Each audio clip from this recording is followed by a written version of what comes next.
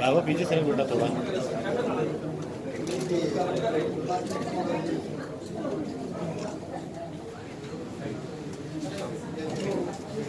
मागच्या 3 वर्षापूर्वी आम्ही काही समविचारी मित्रांनी डॉक्टरांनी एकत्र येऊन ओरियॉन सिटी केअर हॉस्पिटलची उभारणी केली आणि आम्हाला अतिशय आनंद होत आहे की गेल्या 3 वर्षामध्ये आम्हाला अनेक आमच्या डॉक्टर मित्रांचा सपोर्ट मिळाला आणि लोकांचाही सपोर्ट मिळाला। याचं मुख्य कारण असं आहे की आम्ही लोकांना अतिशय चांगल्या पद्धतीची उपचार पद्धती अतिशय वाजवी दरामध्ये उपलब्ध करून द्यायचा प्रयत्न करत आहोत आणि त्याचाच एक भाग म्हणून आज आपल्या सगळ्यांना इथं येण्याचं आमंत्रण आम्ही दिलेलं आहे। आनंदाची बातमी आहे ती अशी की Orion city care super speciality हॉस्पिटलमध्ये मागच्या काही दिवसांपूर्वी आपल्याकडे पहिलं यशस्वी किडनी ट्रान्सप्लांट झालेलं आहे आणि त्या संदर्भात माहिती देण्यासाठी आणि पब्लिक अवेअरनेससाठी आपण हा प्रोग्राम आज इथे घेतोय। मी आमचे chief managing director doctor Ashish Deshpande sir यांना विनंती करतो की त्यांनी त्याबद्दलची माहिती द्यावी। डॉक्टर प्रवीण सोनवतेकर यांनी सगळं सांगितलेलंच आहे, त्यामुळे मी जास्त वेळ न घेता डॉक्टर श्री गणेश बारनेल आणि त्यांच्या टीमनी आपल्याकडे पहिलं किडनी ट्रान्सप्लांट हे मागच्या महिन्याच्या 24 तारखेला सुरू झालेलं आहे।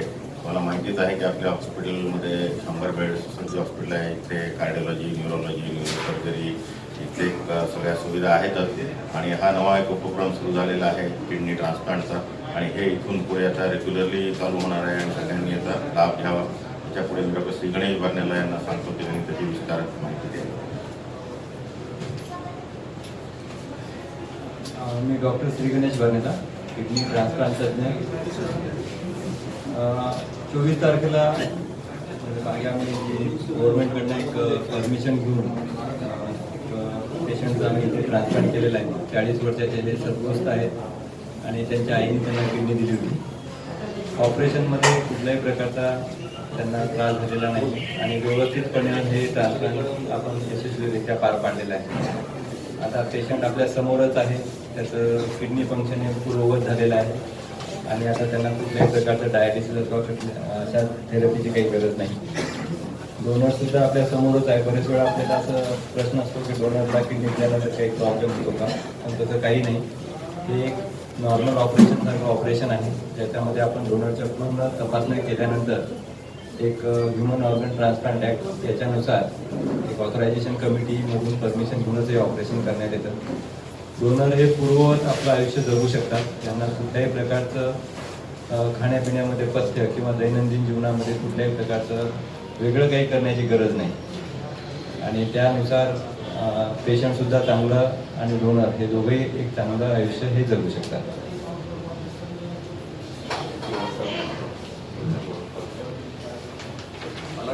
डॉक्टर प्रदीप सारू, त्याच्यानंतर आमचे transplant surgeon doctor Sharad Somani, doctor Arun Chinchole आणि डॉक्टर सुदर्शन जाधव यांचं मोलाचं आम्हाला सहयोग भेटलेला आहे। या व्यतिरिक्त भूलतज्ञ डॉक्टर भूषण मोहरी, डॉक्टर चौधरी आणि डॉक्टर इतापे यांनी सुद्धा याच्यामध्ये या ऑपरेशनमध्ये आम्हाला योगदान दिलेलं आहे। धन्यवाद। या व्यतिरिक्त ओरियॉन सिटी केअर हॉस्पिटलचं मी धन्यवाद देतो की त्यांनी हा कार्यक्रम किंवा हे ट्रान्सप्लांटसाठी आम्हाला बरीच मदत केली आणि हे ट्रान्सप्लांट यशस्वी होण्याकरता हॉस्पिटलचे सगळे डॉक्टर स्टाफ यांनी आम्हाला भरपूर योगदान दिलेलं आहे। धन्यवाद।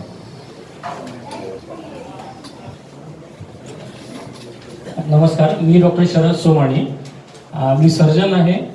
सर्जिकल पार्ट आम्ही हँडल करतो, बाकी पेशंटची पूर्ण केअर नेफ्रोलॉजिस्ट डॉक्टर बर्नेला आणि डॉक्टर सारूक घेतात। सर्जरी हे जरी रुटीन आणि स्टँडर्ड असलं तरी रुग्ण हा ऑलरेडी आजारी आहे आणि त्याच्यामुळे त्याची पूर्ण तपासण्या करून आणि मगच आपण ह्याच्यामध्ये प्रोसीड करतो।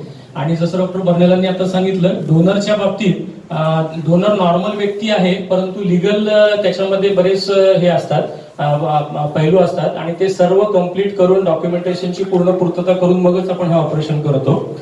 ह्या पेशंटचं कन्सेंटचं ऑपरेशन एकदम रुटीन आणि स्मूथ झालं। ऑपरेशन नंतरही त्यांना काही त्रास नव्हता आणि आता त्यांचं किडनी फंक्शन नॉर्मल आहे, डोनरची ही तब्येत एकदम चांगली आहे। नमस्कार, मी डॉक्टर प्रदीप सारूक, नेफ्रोलॉजिस्ट, किडनी विकार तज्ज्ञ, ओरियन हॉस्पिटल. जसं सरांनी आपण सांगितलं आहे की आमचा पेशंट नारायण कणसे आणि त्यांची डोनर आई ही अलका कणसे यांचं आता काही दिवसापूर्वी एक सक्सेसफुल किडनी प्रत्यारोपण झालेलं आहे. किडनी प्रत्यारोपणाचे जे महत्त्वाचे फायदे आहेत की लाईफस्टाईल ही फार चांगली होती. जे पेशंटला डायलिसिससाठी आठवड्यामधलं 2 वेळा 3 वेळा यावं लागतं. बऱ्याचशा गोष्टी आहारामध्ये जसं मीठ कमी, पाणी कमी, जास्त एक्सरसाइज नाही करू शकत, दम लागतो, या सर्व गोष्टीपासून सुटका मिळते. जसं आपण पाहत आहे की आपलं डोनर आणि पेशंट ही दोघांची आत्ताची परिस्थिती एकदम ठणठणीत आहे आणि त्यांचं क्रिएटिन हे जवळपास आधीच्या लेवलला पूर्वत आलेलं आहे.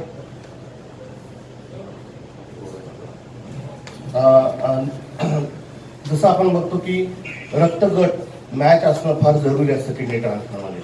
पण नवीन नवीन जशा देवात सुविधा आलेल्या आहेत त्याच्यामध्ये रक्तगट मॅच नसेल तरी देखील आम्ही किडनी ट्रान्सप्लांट करत आहोत आणि ते रिझल्ट देखील फार चांगले आहेत. धन्यवाद. जसं डॉक्टर प्रवीण सोडकेकरांनी सांगितलं की आम्ही नवीन आजार म्हणजे आजारांसाठी नवीन जे ट्रीटमेंट पद्धती आहेत, उपचार पद्धती आहेत, ज्या मराठवाड्यात उपलब्ध नाहीत अशा आम्ही आणण्याचा प्रयत्न करतो आणि प्रत्येक डिपार्टमेंट जे आमच्या हॉस्पिटलमध्ये डेव्हलप करण्याचा प्रयत्न करतोय. तसाच हा किडनी विकार ह्या डिपार्टमेंटमध्ये पहिल्यांदा हे किडनी प्रत्यारोपण सक्सेसफुल किडनी ट्रान्सप्लांट झालं आणि इथून किडनी ट्रान्सप्लांट प्रोग्राम सुरू झालेला आहे आणि नियमितप्रमाणे इथे किडनी ट्रान्सप्लांट होत राहते. धन्यवाद. नमस्कार, मी doctor Sudarshan Jadhav, neurosurgeon, surgical टीममध्ये ॲज अ सर्जन म्हणून काम करतो. ह्या पेशंट संदर्भात बोलायचं म्हटलं तर आईने मुलाला किडनी डोनेट केलेली आहे आणि as a part of Orion city care hospital आपल्याकडे सर्व अत्याधुनिक सुविधा आहेत जे आणि तसेच ऑपरेशन नंतर जर काही रुग्णांना प्रॉब्लेम आला तर बाकी कार्डिओलॉजिस्टची टीम किंवा न्यूरोलॉजिस्ट, चेस्ट फिजिशियन हे सर्व अवेलेबल 24 तास अवेलेबल असतात. त्यामुळे मराठवाड्यातील हे सर्वात नंबर 1चं सेंटर आहे की जेथे ऑपरेशन नंतर जरी बाकी आपल्या विभाग तज्ञांची एक्सपर्टची गरज असेल तर 24 तास उपलब्ध असलेलं हे एकमेव सेंटर आहे. तसेच यानंतर मी कन्सेनच्या म्हणजे असेच त्यांना फ्युचरमध्ये देखील असंच क्रिएटिनिन नॉर्मल राहावं एवढी प्रार्थना करतो आणि ॲज म्हणजे part of our team transplant चांगलं झालं तेवढंच हे करतो आणि इथून पुढे देखील असाच विश्वास तुम्ही ओरियॉन सिटी केअरवर ठेवावा आणि आमच्या हातून नंबर ऑफ ट्रान्सप्लांट्स व्हावेत एवढीच इच्छा हे व्यक्त करतो. नमस्कार, मी नारायण कणसे, किडनी ट्रान्सप्लांट झालेलं आहे माझं. ओरियन सिटी केअरमध्ये जे डॉक्टरांनी जी मेहनत घेतली, Barnela sir, Chinchole sir, Somani sir, अतिशय उत्कृष्ट सेवा देऊन ऑपरेशन सक्सेस केलं. तसेच रूममध्ये असणारे सिस्टर्स, ब्रदर्स, मामा यांनी उत्कृष्ट सेवा दिली आणि सेवा देऊन व्यवस्थितपणे हँडल केलं. माझ्या रूममध्ये कोणाला येऊन दिलं नाही, 12 दिवस कोणाशी संपर्क येऊन दिला नाही आणि उत्कृष्ट सेवा दिली ती. धन्यवाद.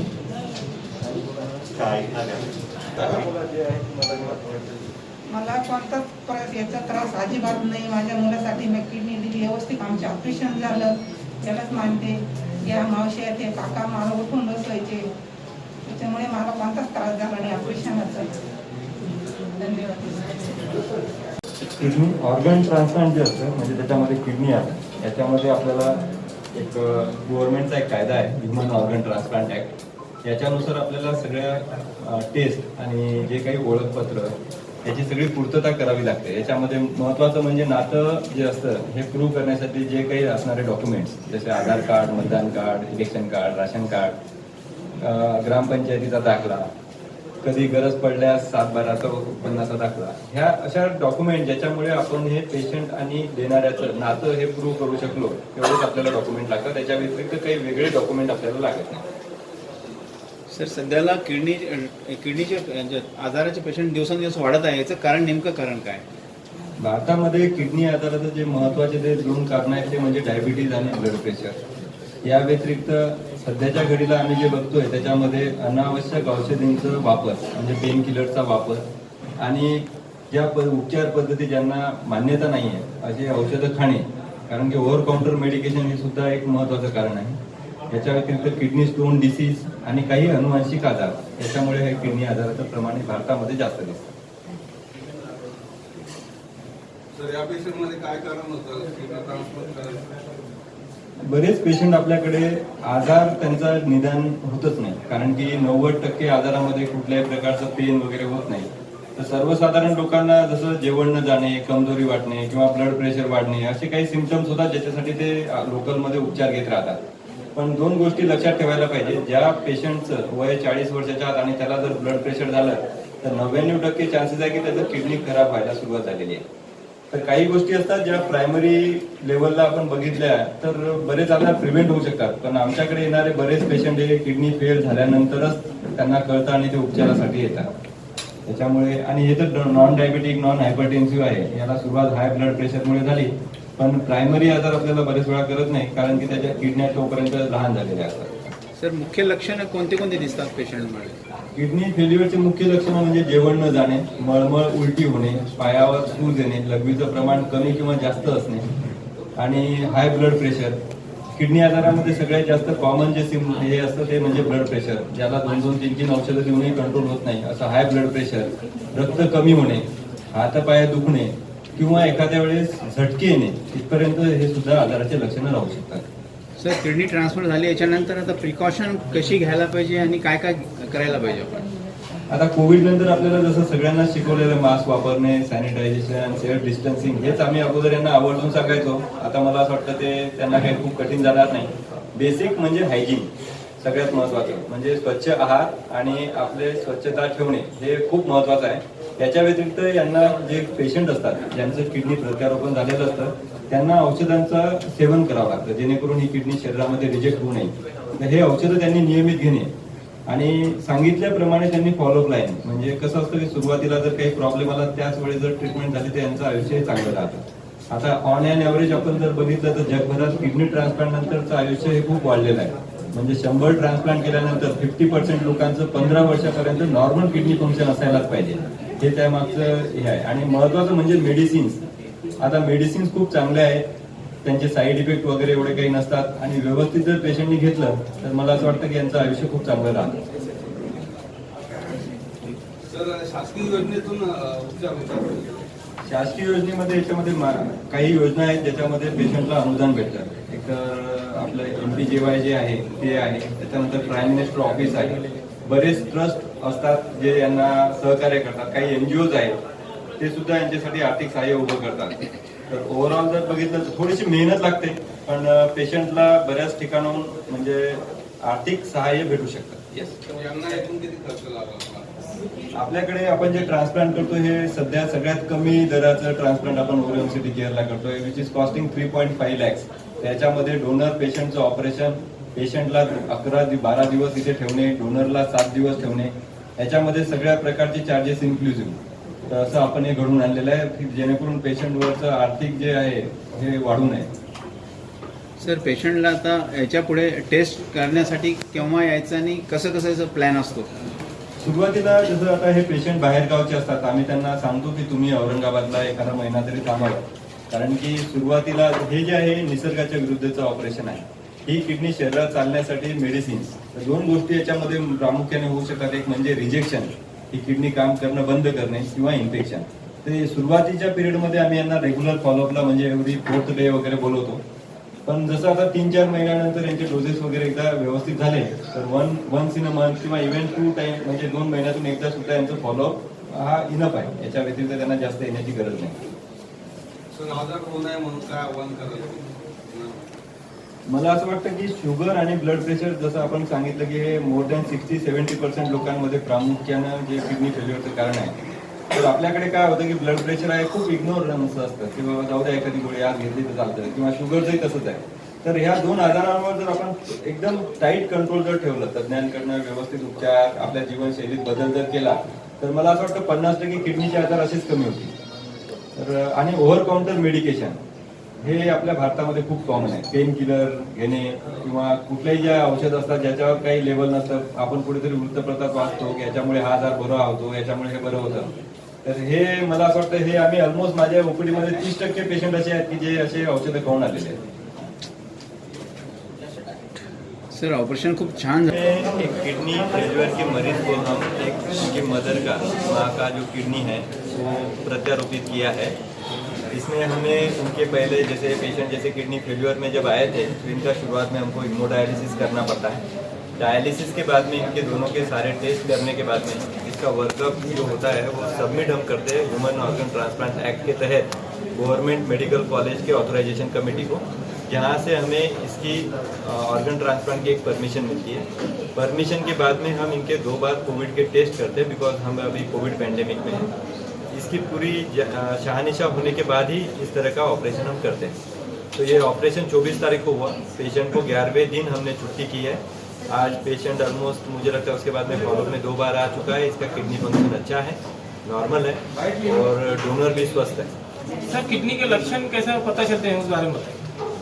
किडनी फेल्यूर के जो मैंने लक्षण जो होते हैं इसमें एक आम बीमारी की तरह होते हैं, जिसमें खाना न जाना, भूख न लगना, उल्टी या पैरों में सूजन होना, पेशाब लाल या कम होना, हाथ पैर में सूजन आना, ब्लड प्रेशर बढ़ना, शुगर जो पेशेंट शुगर के होते हैं उनका शुगर अचानक कम होते रहना, ये भी उसके एक लक्षण होते हैं.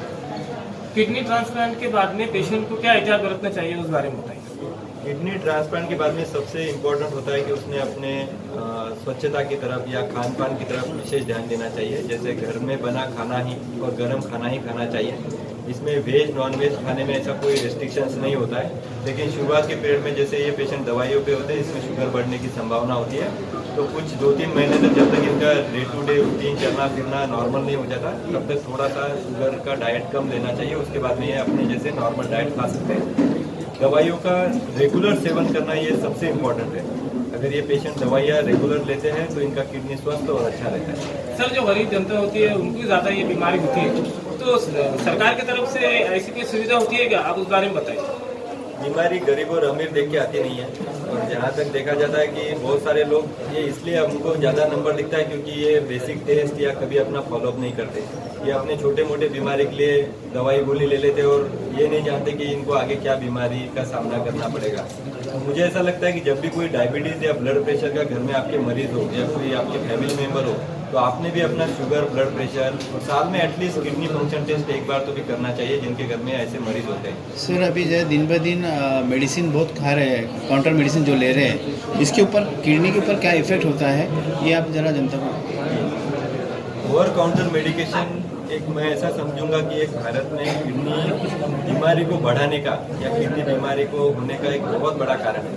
मैं ऐसे देखता हूँ कि 20 से 25% पेशेंट हमारे इस तरह के over counter medication, painkiller या जो दवाइयाँ अप्रूव्ड नहीं है गवर्नमेंट से, वो खुद खाते हैं और जिसकी वजह से उनको बड़ी बीमारियों का सामना करना पड़ता है. सर राजीव गांधी जीवनदायी योजना जो होती है, तो आपके हॉस्पिटल में ऐसी कोई सुविधा है क्या, उस बारे में. अभी ओरियन सिटी केयर हॉस्पिटल में ऐसी कोई योजना अवेलेबल नहीं है, लेकिन हम मुख्यमंत्री सहायता निधि, प्राइम मिनिस्टर ऑफिस और बहुत सारे एनजीओ को इस तरह का पेशेंट का जब हमारे पास में परमिशन होता है कोटेशन देते हैं. अगर यहाँ से कहीं पे भी हमको उसका अनुदान मिलता है, उतना पैसा पेशेंट को नहीं लगता. किडनी ट्रांसप्लांट का खर्चा कम से कम कितना आता है सर, उस बारे में. कम से कम खर्चा किडनी ट्रांसप्लांट का जैसे देखा जाए तो ये 3.5 लाख रुपए तक होता है. इसमें पेशेंट के टेस्ट और ऑपरेशन, रहने का खर्चा, ये सब इंक्लूसिव होता है. सर किडनी ट्रांसप्लांट के बारे में काफ़ी लोगों में गैर समझ है, जैसा ट्रांसप्लांट किया तो सक्सेस नहीं होता है, इसके लिए अवेयरनेस नहीं है, तो इनको क्या संदेश देना चाहेंगे. किडनी ट्रांसप्लांट 1980 के बाद में एक उसमें रिवोल्यूशन आया जब से अच्छी दवाइयाँ आने लग गई. आज ऐसा है कि किडनी फेल्यूर जैसे ट्रांसप्लांट होने के बाद में किडनी फेल्यूर होना या किडनी नहीं चलना, इसका परसेंटेज ऑलमोस्ट लेस देन 1% है. 99% पेशेंट में किडनी सक्सेसफुली होता है. लॉन्ग टर्म जो होता है, जैसे कई सालों के बाद में अगर किडनी अच्छा रखना है तो उसके लिए पेशेंट का फॉलोअप रेगुलर मेडिसिन ये करना भी उतना ही ज़रूरी है। अभी तो सक्सेस वैसे बहुत अच्छा है। सोमानी सर, अभी ट्रांसप्लांट के बाद प्रिकॉशन क्या क्या लेना चाहिए पेशेंट? प्रिकॉशन मेनली पेशेंट को जो है जैसा बताया कि साफ सफाई की तरफ ध्यान रखना है खाने में और स्वच्छता में, ताकि इन्फेक्शन ना हो, और मेडिसिन रेगुलर लेना है ताकि किडनी रिजेक्ट ना हो, किडनी फंक्शन मेंटेन रहे। ये 2 चीज़ें अगर रखें तो किडनी फंक्शन लॉन्ग टर्म चलता है। सर, अभी ट्रांसप्लांट के लिए जो डोनर देते हैं ये काफ़ी भयभीत रहते हैं कि भाई मेरे को भी आगे तकलीफ होगा, तो इनके लिए आप क्या संदेश देना चाहेंगे? ऊपर वाले ने हर एक को जैसे 2 आंखें दी है, उसमें से एक आंख अगर नहीं चली तो भी दिखना बंद नहीं होता। वैसे ही ऊपर वाले ने अपने को 2 किडनी दी है, उसमें से एक किडनी भी पूरी काम करे तो पूरी बॉडी का लोड अच्छे से ले सकती है, कोई प्रॉब्लम नहीं है उसमें। अपने को सिर्फ 25% फंक्शन भी रहा किडनी का तो भी बॉडी अच्छे से चलती है। सर, हेल्दी किडनी रहना चाहिए, मतलब बॉडी रहना चाहिए, उसके लिए क्या आप संदेश देना चाहेंगे? पानी भरपूर पियो, ब्लड प्रेशर कंट्रोल रखो, शुगर कंट्रोल रखो और पेन किलर मेडिसिन अवॉइड करो। Thank you.